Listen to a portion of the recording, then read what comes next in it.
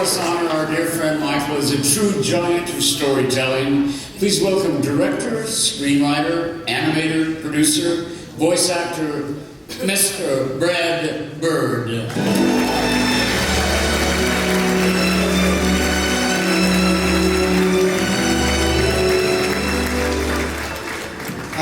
When preparing the first Incredibles many years ago, I was having a hell of a time finding someone who could give the film the sound that I was looking for. When I was a kid, superheroes were confined to comic books and kitschy TV shows. If you were looking for highly stylized, over-the-top adventures, the convincing ones were spy stories. So I wanted my superhero film to feel more like a spy story, you know, big, brassy, jazz-infused. I didn't want a score that simply did half-hearted quotations of familiar scores. I wanted a genuinely original score with a distinctive 60s spice that no one seemed to be able to do until I found Michael, who was and is a musical chameleon. The Incredibles was a big assignment and Michael's first movie score.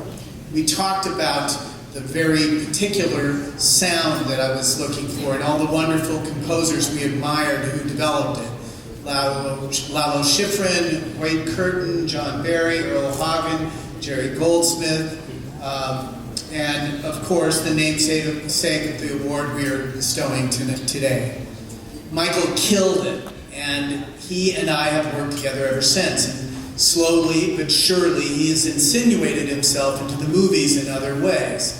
He had an off-screen line of dialogue in Ratatouille, and on Tomorrowland he played a ride operator for the It's a Small World ride in our recreation of the 1964 World's Fair. As we were setting up the shots, Michael decided to give his ride operator a name, Mike Lazarus. And then, of course, came the backstory. Michael decided that Mike Lazarus was a recovering alcoholic who was trying to put his life together, and being a ride operator for It's a Small World was somehow how he was going to do it. As the day went on, the backstory kept getting bigger until Michael forcefully suggested that Lazarus needed more scenes. I mean, that's only good storytelling, right? How will the audience know that Mike is a recovering alcoholic unless we demonstrate it? You could have Lazarus getting a little surly with the kiddies, said Giacchino. Perhaps makeup could give me a misting as Lazarus gets visibly sweatier than the job would naturally prompt. Maybe he keeps wetting his lips or starts to get the shakes, and then a full-blown case of the DTs, which peak right when the scene is ending, which would, of course, require a reshoot, as test audiences would surely be wondering what the deal was with the hallucinating ride operator. We'd have to expand on that. Alas, although Michael wrote one of his very best scores for Tomorrowland, the critics zeroed in on Michael's Lazarus character, wondering almost to a person why the character didn't warrant more screen time, given the depth of Michael's performance. And I regret insisting that we stay with the main characters and move the story along to this day. I've promised Michael that I will integrate the Lazarus character into future projects, and he has agreed to keep working with me. Which is good, because every film I'm excited to make, in my mind, has a Giacchino score. It is a tremendous honor to give the Henry Mancini Award to my friend and collaborator, Michael Giacchino.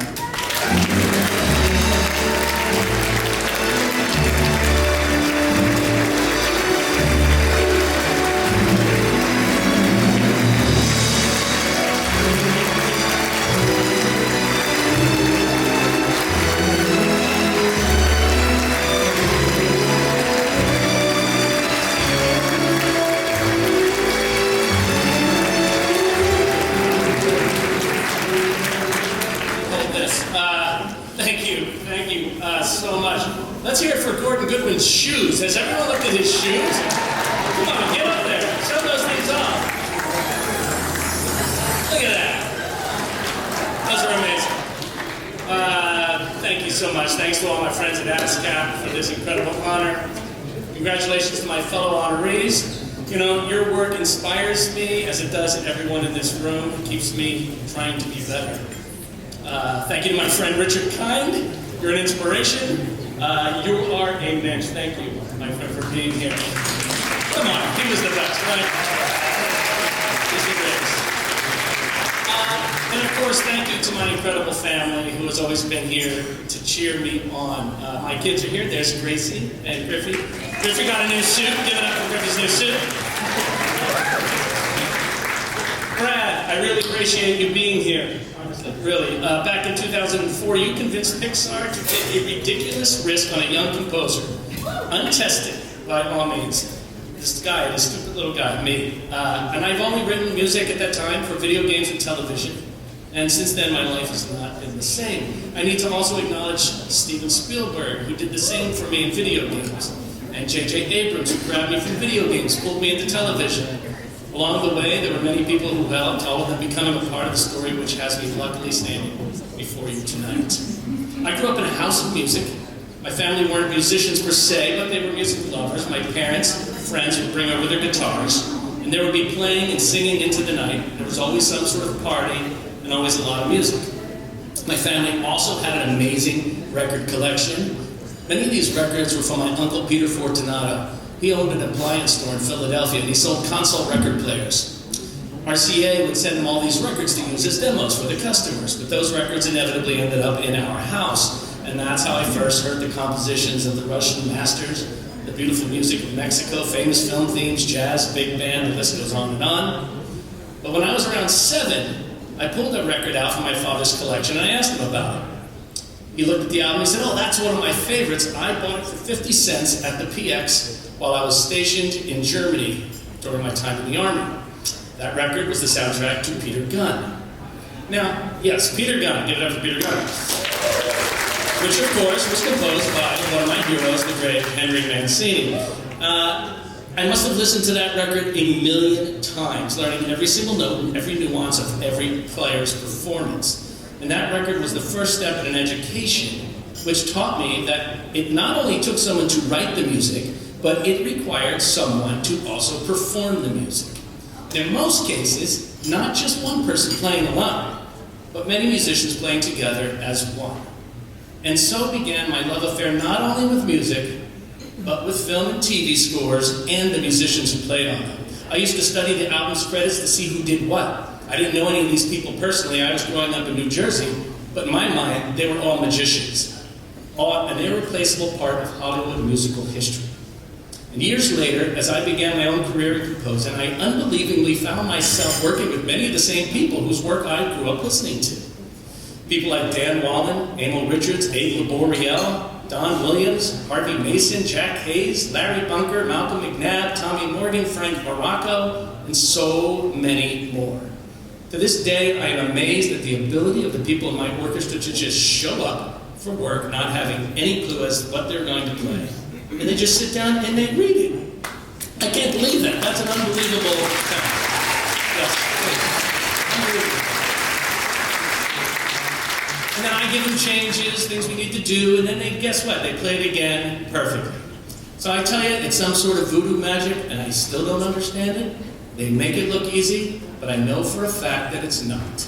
It's incredibly hard and takes years upon years to master that sort of talent. I can't overstate how important musicians have been to me over my years writing music, and I think you all would agree when I say how important musicians are to everyone in this room. Right? Musicians are a composer's lifeblood. Without them, all we have are little black dots. All right? Yes, it's true. But in spite of their importance to what we do, it's become increasingly difficult to make a living playing music. Yeah, I know it's not really something to applaud, I guess, but yeah, that's kind of where we're at, sadly. I can't help but wonder how we went from an industry with work for every musician in town to an industry where our fractured community is rife with players who can barely find employment, struggling to hold on to jobs, and in many cases having to take non-music work in between gigs just to survive. All of this happened as our industry expanded from a localized entertainment powerhouse to a far-reaching global community where suddenly the choice of where to record went from only here in Hollywood to anywhere we went in the world. I myself have recorded out of town on occasion, and there is no denying the incredible talent that exists beyond our city. But watching those outside Los Angeles prosper in this new international music community, while we, at home, cling to a business model that simply falls short in this new millennium, makes it all the more clear the real problems we face. We have decided to stand firm, hoping that the producers in this global new world of media will suddenly, and with no incentive, throw themselves at our feet again. Well, the history of progress says that this will not happen. This is not hopeless, however, because I believe that when the union leadership decides to do what it must to become a major competitor in the global market of new media options, we can once again thrive.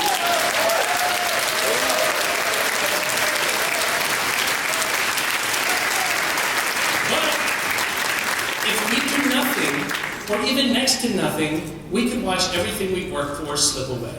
Our first job is simply to provide an environment that promotes employment. You can argue about the various fringe benefits in this industry, including a discussion on residuals, but what good is any of that if there is no employment?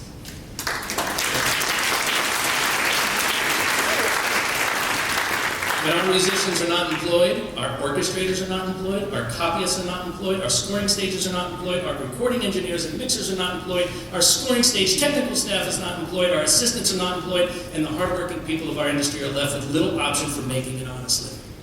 And for those of you in this room who dream of making a career in music, you must understand that if you do not seriously consider what I am saying, there could be very few opportunities for anyone with dreams of doing what I have been so lucky to be doing.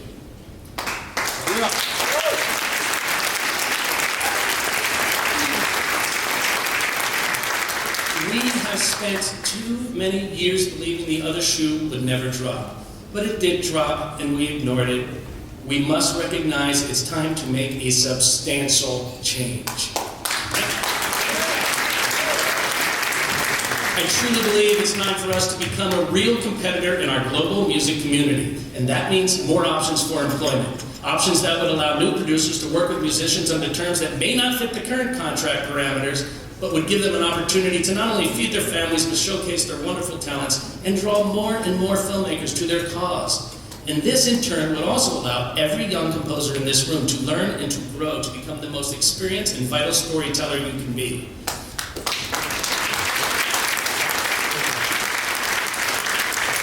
When a small independent producer wants to score here, let's find a way to make it happen. Why are we pushing them away? When you as a producer have a project, try to make it work here first.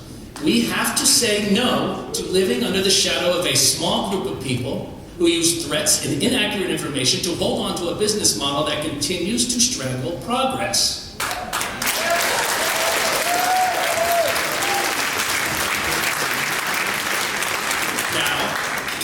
This may all sound like I'm anti-union. Let me be very clear. I am not anti-union. My parents are both lifelong union members, but I watched over the years as they stood up to the status quo, demanding change from the leadership when the environment wasn't working for them. Right? And when an environment does change, survival and growth will go to the organisms that can adapt. It will not be easy, but the ability to adapt is the path to prosperity and survival. We can be better. We have to be better. We are witnessing the historic beginning of much-needed change in areas of diversity and sexual harassment, and I'm simply asking that we use the same voice to further tighten the bonds of our community by pushing for a better living for those whose talents we rely on to do our job.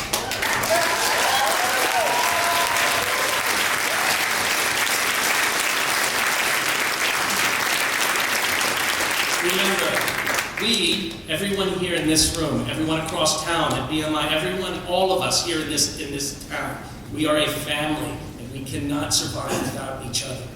So as my friends and my colleagues in the service of every young musician in this room, I ask you to please join me in pushing hard for a new beginning.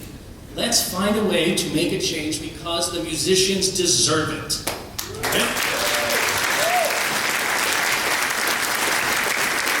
Let's support the right to make a living. Let's support the musicians. And in supporting the musicians, we can all support a modern, healthy, global music community. How we do that is for all of us here to decide together. So I just want to say thank you so much for an incredible evening. Thank you, ASCAP. Thank you, musicians. You took me to where I am. Thank you. You mean the world to me. You really do. So please enjoy the rest of your evening. Gordon, again, thank you. Thank you, guys. Thank you, everyone.